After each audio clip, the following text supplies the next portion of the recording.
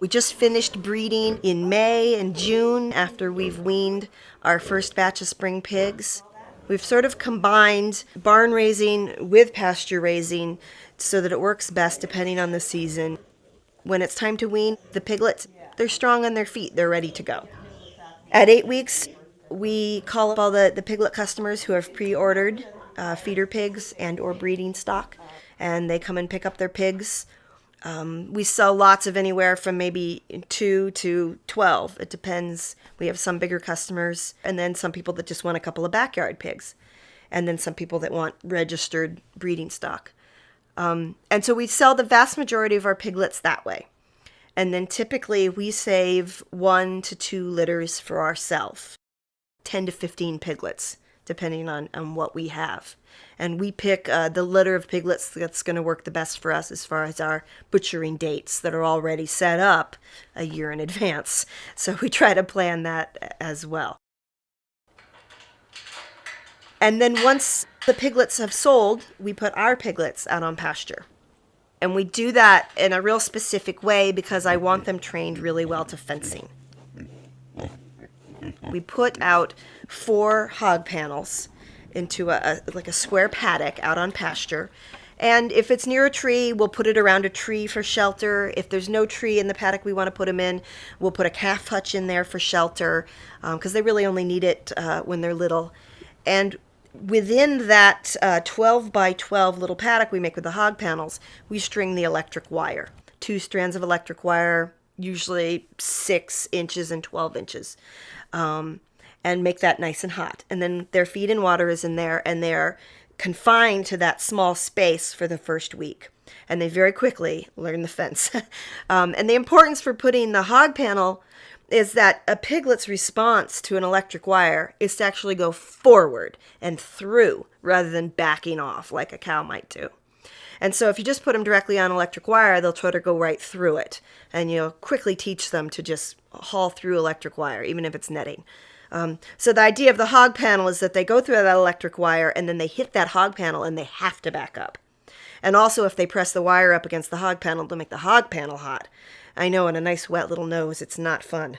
So they really quickly figure that puppy out, and they do not want to do that. Pigs are very sensitive to pain, and they don't want to touch the fences. Once I've got them used to being fed outdoors, and they know what the fence is all about, then I remove the hog panels, and I remove the fencing, and they are then within their, say, 1/8 to 1/4 acre paddock of 2-strand electric.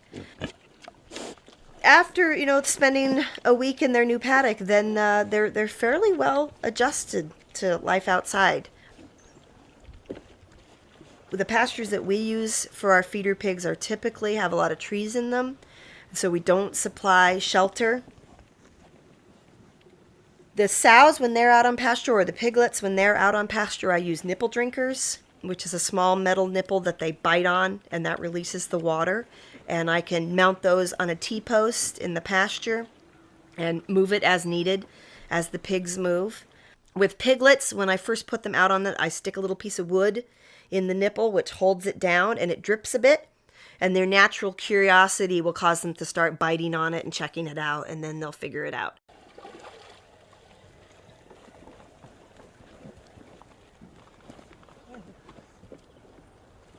In any of the paddocks where there's no natural mud, I try to create a mud pit for them. The mud cools them down. They can't sweat. They're actually more sensitive in summer to heat than they are to the cold in the winter. The sows also, I try to have a wallow for them.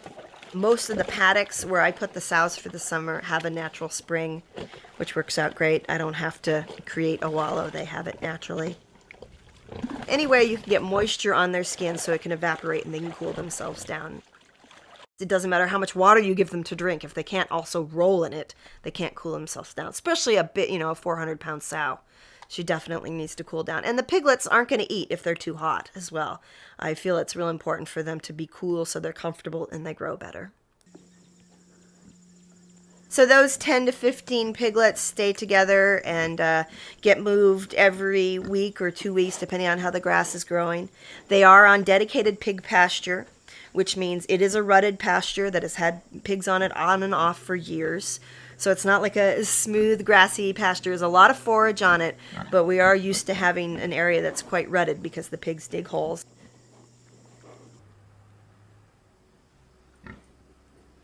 When we're getting close to processing time, which we plan to be 240 pounds, which is about 5 months, but it depends. It can be up to 6. It sort of depends on how they're growing and what the forage is like and the season, the weather.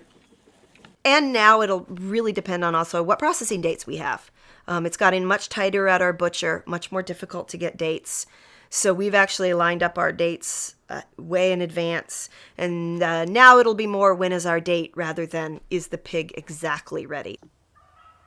About the week before our processing date, we start getting the pigs used to the trailer. We're really fortunate in that we have a trailer and we can train them to the trailer and we haul them ourselves. And I think that's been really critical to low stress hauling. We put the trailer out in the paddock the week before. The fencing comes up to the edges to the trailer. The trailer's not all the way in the paddock, only the back door. So they can't access, the trailer tires and the wiring and stuff like that, which is really important. And so then we bed it and we start feeding them in there, and they get quite used to running in and out of the trailer comfortably, and it becomes, just part of their housing. So it's been wonderfully low stress for everyone. The morning that Mike takes him to the butcher, he goes in to feed him and he just closes the door and drives away. Before we figured out how to do this, we had our own difficult loading situations, and I was not happy with them. You've spent all this time raising this animal in a certain way and treating it in a certain way, and then to, stress it out terribly by force loading, I just think ruins the whole process. And it's not only bad for the animal, it's bad for the meat down the long run, and it's bad for the farmer's mentality, and it's just not good for anyone. So we decided fairly early on that we wanted a good trailer that was easy to load into and could handle all the animals comfortably. And it was our own, so that we could leave it in location to load at our leisure. Our butcher has nice handling facilities. The animals are very comfortable walking off the trailer and into the holding pens. And that was a really important thought for us when we were choosing our butcher as well. It's like how comfortable are our animals stepping out into that holding area? And are they willing to leave the trailer without stress? And that's been important. And at the butcher, they all know that we don't allow the use of prods. We don't want our animals to be hurried. So they always let us unload and take our time getting animals out of the trailer and into the holding pens, so that it's sort of at their pace and it's their choice. And I think that's really critical to them feeling comfortable right up until the end.